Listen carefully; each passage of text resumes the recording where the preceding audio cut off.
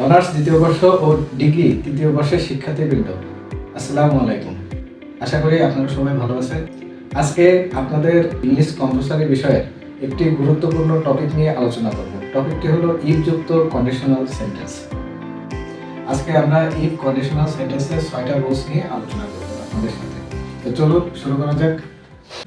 If plus present indefinite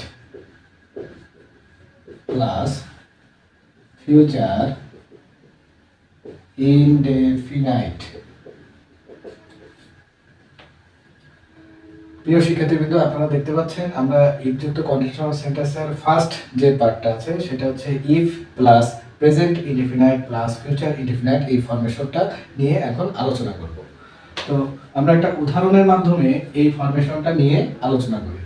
আমরা লিখলাম if you কাম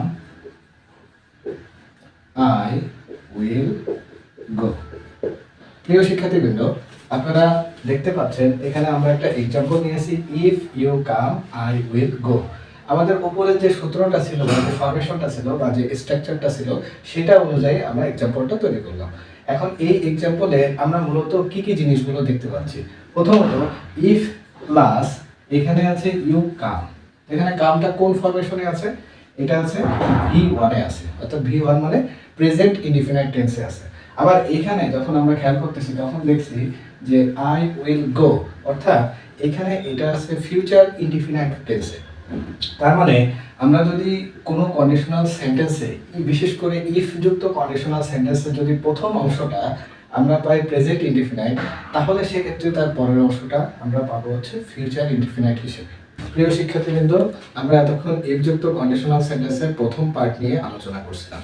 এখন আমরা ইফ যুক্ত কন্ডিশনাল সেন্টেন্সের দ্বিতীয় পার্ট নিয়ে আপনাদের সাথে আলোচনা করব। If plus past indefinite plus past conditional। প্রিয় শিক্ষার্থীবৃন্দ, আপনারা এখানে একটা স্ট্রাকচার দেখতে পাচ্ছেন।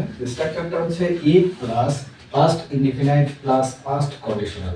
তো আমরা এখন একটা উদাহরণের মাধ্যমে এই স্ট্রাকচারটা নিয়ে আলোচনা করব। তো উদাহরণটা আমরা লিখে ফেলি। আমরা লিখলাম if you came I would go. প্রিয় শিক্ষার্থীবৃন্দ, আপনারা এখানে যদি এক্সাম্পলটা যদি লক্ষ্য করেন তাহলে এখানে দেখতে পাবেন যে ইফ ইউ কেম অর্থাৎ এটা হয়ে গেছে V2 তে, অর্থাৎ ইফ যুক্ত প্রথম যে অংশটা আছে সেই অংশটা কিসে আছে? পাস্ট ইনডিফিনাইটে আছে। তাহলে অবশ্যই আমাদের যে পরবর্তী অংশটা আছে এই পরবর্তী অংশে আমাদের পাস্ট কন্ডিশনাল ব্যবহার করতে হবে। এখানে আমরা যদি উইল ব্যবহার করতাম তাহলে এটা হয়ে গেল বেস ফর্মে, কিন্তু এখানে আমরা এইটা ব্যবহার করতে পারবো না। আমাদের এখানে ব্যবহার করতে হবে কি? উড, অর্থাৎ আমাদের সেই পাস্ট কন্ডিশনালটা ব্যবহার করতে হবে। আর আরেকটা জিনিস আপনাদের জানিয়ে রাখি, আমরা সেন্টেন্সে সবসময় উড অথবা উইল এই দুইটা সেফ জোন হিসেবে ইউজ করি। অর্থাৎ উড অথবা উইল এই দুইটা শব্দ আমরা সেন্টেন্সের যে কোনো পার্সনের সাথে অ্যাপ্লাই করতে পারি, কিন্তু অন্যান্য যে শব্দগুলো আছে, অন্যান্য যে মোডাল ভার্বগুলো আছে, এগুলো কিন্তু আমরা সচরাচর ব্যবহার করতে পারি না। এগুলোর ক্ষেত্রে আমাদের কন্ডিশনের প্রয়োজন হয়। কিন্তু উইল অথবা উড এরা হচ্ছে সেফ জোন, এরা যে কোনো ক্ষেত্রে আপনারা এদেরকে ব্যবহার করতে পারবেন। প্রিয় শিক্ষার্থীবৃন্দ, এতক্ষণ আমরা ইফ যুক্ত কন্ডিশনাল সেন্টেন্সের দ্বিতীয় অংশ নিয়ে আলোচনা করছিলাম। এখন আমরা ইফ যুক্ত কন্ডিশনাল সেন্টেন্সের তৃতীয় পার্ট নিয়ে আলোচনা করব। If plus past perfect plus perfect conditional. এখানে আমরা এই স্ট্রাকচারটা দেখতে পাচ্ছি if plus past perfect plus perfect conditional. এখন এইখানে পাস্ট পারফেক্ট ফরমেশন যদি ইফ যুক্ত অংশের পরে বসে তাহলে তার পরের অংশটা আমাদের করতে হয় পারফেক্ট কন্ডিশনাল হিসেবে। আমরা সাধারণত রাইট ফর্ম ভার্বসের যে রুলসগুলো দেখি সেই রুলসগুলো থেকে সাধারণত এই ধরনের বা এই প্যাটার্নের সেন্টেন্সগুলো কিন্তু আমাদের পরীক্ষায় দেওয়া থাকে। তো সেই ক্ষেত্রে আমাদের অবশ্যই খেয়াল রাখতে হবে যে ইফ যুক্ত অংশের পরে যদি পাস্ট পারফেক্ট থাকে তাহলে অবশ্যই তার পরের অংশটা আমাদের পারফেক্ট কন্ডিশনাল করতে হবে। যে মোডাল ভার্বের সাথে যদি হ্যাভ যুক্ত করা হয় তাহলে সেটা পারফেক্ট কন্ডিশনাল হিসেবে সেন্টেন্সে ব্যবহার করা যায়। তো সেই ক্ষেত্রে আমাদের এই যে ফরমেশনটা আছে এই ফরমেশনটা আমরা একটা উদাহরণের মাধ্যমে দেখতে পারি। তো চলুন উদাহরণটা দেখা যাক। ইফ ইউ হ্যাড কাম।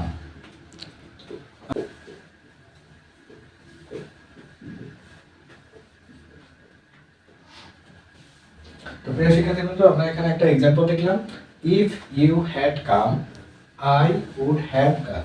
অর্থাৎ এখানে আমরা যে ফরমেশনটা দেখতে পাচ্ছি টেন্সের, সেটা হচ্ছে ইফ ইউ হ্যাড কাম, এখানে আছে হ্যাড, তারপর হচ্ছে ভার্বের V3 ফরমেশন আছে। তাহলে হ্যাড এর পরে যদি ভার্বের V3 ফরমেশন থাকে তাহলে সেটাকে আমরা কি বলি? Past perfect tense. তাহলে ইফ যুক্ত সেন্টেন্সের প্রথম অংশ আমাদের আছে পাস্ট পারফেক্ট সেন্টেন্স, তাহলে তার পরবর্তী অংশটা আমাদের কি করতে হবে? পারফেক্ট কন্ডিশনাল করতে হবে। এখন পারফেক্ট কন্ডিশনালের ফরমেশনটা কি ছিল? অবশ্যই আমাদের শুড, কুড, উড এগুলো ব্যবহার করতে হবে এবং তারপরে একটা হ্যাভ ব্যবহার করতে হবে এবং তারপরে যে মেইন ভার্বটা থাকবে সেই মেইন ভার্বটা V3 ফরমেশন আমাদের ব্যবহার করতে হবে। তাহলে প্রিয় শিক্ষার্থীবৃন্দ, আমরা দেখতে পাচ্ছি যে ইফ যুক্ত কন্ডিশনাল সেন্টেন্সের যে থার্ড পার্ট ছিল, সেই থার্ড পার্টে আমরা দেখলাম যে ইফ প্লাস যদি পাস্ট পারফেক্ট টেন্স থাকে তাহলে তার পরেরটা আমাদের পারফেক্ট কন্ডিশনাল করতে হয়। প্রিয় শিক্ষার্থীবৃন্দ, আমরা ইফ যুক্ত কন্ডিশনাল সেন্টেন্সের তৃতীয় অংশ আলোচনা করলাম। এখন আমরা চতুর্থ পার্ট বা চতুর্থ অংশ নিয়ে আলোচনা করব। If plus subject plus were plus extension plus past conditional. প্রিয় শিক্ষার্থীবৃন্দ, আমরা এখানে ইফ যুক্ত কন্ডিশনালের চতুর্থ অংশ নিয়ে আলোচনা করছি। এখানে আমাদের ফরমেশনটা হচ্ছে if plus subject plus were plus extension অংশ যদি থাকে তাহলে তার পরবর্তী পার্টটা আমরা অনেক সময় পরীক্ষার হলে দেখি যে শিক্ষার্থীরা এখানে পাস্ট কন্ডিশনাল করে থাকে, অনেকে আবার পারফেক্ট কন্ডিশনাল করে থাকে। এখন পাস্ট কন্ডিশনাল আর পারফেক্ট কন্ডিশনাল এই দুইটার ভিতরে কোনটা এখানে সঠিক হবে বা কোনটা করা আমাদের সবথেকে সর্বোত্তম উত্তর হিসেবে গৃহীত হবে। এখানে আমরা সবসময় পাস্ট কন্ডিশনাল করার চেষ্টা করব, কারণ পাস্ট কন্ডিশনালের ক্ষেত্রে আমাদের এই সেন্টেন্সের যে ফরমেশন আছে এই ফরমেশনটা ঠিক থাকে। এখন আমরা একটা উদাহরণের মাধ্যমে এই সেন্টেন্সের টোটাল স্ট্রাকচারটা দেখার চেষ্টা করব। প্রথমত আমি এখানে লিখলাম ইফ, তারপরে আমাদের এখানে কথা ছিল যে সাবজেক্ট, তো সাবজেক্ট হিসেবে আমি এখানে নিলাম আই, তারপরে এখানে একটা ওয়্যার বসালাম, তারপরে এক্সটেনশন অংশ হিসেবে আমি এখানে লিখলাম এ কি। তাহলে পাস্ট কন্ডিশনাল করতে গেলে এখানে আমরা লিখতে পারি আই, তারপরে লিখলাম একটা উড, তারপরে একটা ভার্ব নিলাম হেল্প, তারপরে if plus subject plus were plus একটা এক্সটেনশন নিলাম এবং এক্সটেনশনের পরবর্তী পার্টে বা পরবর্তী অংশে আমরা একটা সাবজেক্ট নিলাম, তারপরে এখানে আমি পাস্ট কন্ডিশনাল হিসেবে উড ব্যবহার করলাম, তারপরে এখানে V1 ব্যবহার করলাম এবং তারপরে যে এক্সট্রা এক্সটেনশনাল অংশ আছে সেই এক্সটেনশনাল অংশ নিয়ে আমরা সেন্টেন্সটাকে পূরণ করলাম। এখন আপনাদের পরীক্ষায় অনেক সময় প্রশ্ন থাকে, এইখানে গ্যাপ থাকে, এই যে হেল্প থাকলো, হেল্পের এখানে একটা গ্যাপ থাকে রাইট ফ্রম ভার্বের ক্ষেত্রে। তো সেক্ষেত্রে আমরা এখানে এটাকে পরিবর্তন করতে পারি এইভাবে, would help the would, had plus subject plus been plus extension. এরকম অংশ যদি দেওয়া থাকে পরীক্ষায় তাহলে সেক্ষেত্রে এর পরবর্তীতে একটা আন্ডারলাইন দেওয়া থাকলে এখানে আমরা কোনটা আসলে ইউজ করবো, পাস্ট কন্ডিশনাল ইউজ করবো না পারফেক্ট কন্ডিশনাল ইউজ করবো, এটা নিয়ে অনেক শিক্ষার্থী কনফিউশনে থাকে। এই যে স্ট্রাকচারটা আছে এই স্ট্রাকচারটা আমরা একটা উদাহরণের মাধ্যমে এখন ব্যাখ্যা করার চেষ্টা করি। প্রথমে আমরা লিখলাম হ্যাড, তারপরে সাবজেক্ট হিসেবে আমরা একটা আই কে চুজ করলাম, তারপরে এরপর একটা বিন দিলাম এবং এক্সটেনশন অংশ হিসেবে আমরা একটা দেয়ার দিলাম। তাহলে এখানে সেন্টেন্সের স্ট্রাকচারটা কেমন দাঁড়ালো? হ্যাড, আই, বিন, দেয়ার। এটা হচ্ছে আমাদের মূল সেন্টেন্সের প্রথম অংশটা স্ট্রাকচার কমপ্লিট করা হলো। এরপরে আমরা যে অংশটা তৈরি করব সেই অংশটা আসলে পাস্ট কন্ডিশনাল হবে না পারফেক্ট কন্ডিশনাল হবে, এটা হচ্ছে দেখার বিষয়। তো আমরা সবসময় খেয়াল করব যে আমরা যখনই এখানে হ্যাড নিয়ে আলোচনা করতেছি তাহলে হ্যাডটা কি? অবশ্যই এটা পাস্ট পারফেক্ট। তো এই যেহেতু এটা পাস্ট পারফেক্ট আছে তাহলে আমরা তৃতীয় নাম্বার রুলসে শিখে আসছি যদি ইফ যুক্ত কন্ডিশনাল সেন্টেন্সের পরে পাস্ট পারফেক্ট থাকে তাহলে তার পরবর্তীতে আমরা পারফেক্ট কন্ডিশনাল করে থাকি। এখন এখানে যেহেতু আমরা পাস্ট পারফেক্টটা পেয়ে গিয়েছি এবং এখানে ইফটা অনুজ্জ আছে তাহলে আমরা ওই ঠিক একই নিয়মে এই সেন্টেন্সের পরিবর্তনটা করব। আই উড হ্যাভ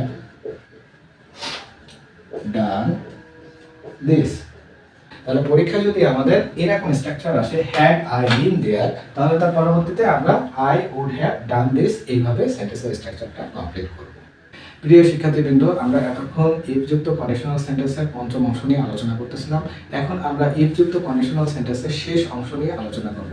শেষ অংশটি হচ্ছে zero conditional. If plus present indefinite tense plus present indefinite. অর্থাৎ এখানে if plus present indefinite plus present indefinite, এর অর্থ হচ্ছে আমরা ইফ যুক্ত সেন্টেন্সের পরবর্তী বা প্রথম যে অংশটা আমরা পাবো সেটাকে আমাদের প্রেজেন্ট ইনডেফিনাইট টেন্সে রূপান্তর করতে হবে, এবং যদি এই সেন্টেন্সের অংশটা দেওয়া থাকে তাহলে তার পরবর্তী অংশটা আমরা প্রেজেন্ট ইনডেফিনাইটে রাখবো। সেক্ষেত্রে আমাদের কোনো ধরনের কোনো কন্ডিশন ক্রিয়েট হবে না।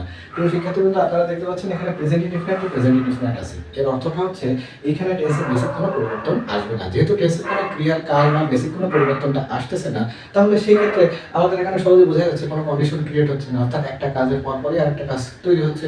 সাধারণত আমরা এটা র্যাটফর্ম ভার্সের যে রুলসগুলো আছে সেই রুলসগুলোর ভাষায় আমরা বলে থাকি পরপর কাজ, বা আমরা বলতে পারি এটা ইউনিভার্সাল ট্রুথ, আমরা বলতে পারি এটা হ্যাবিচুয়াল ফ্যাক্ট, আমরা বলতে পারি এটা এটারনাল ট্রুথ, আবার আমরা বলতে পারি যে একই সাথে দুইটা কাজ একই সময় ফাংশন করতেছে। এরকম অনেকগুলো ভাবে ব্যাখ্যা করা যায়। ইফ প্লাস উই দিলাম, তারপরে দিলাম হিট, তারপরে দিলাম দ্য ওয়াটার।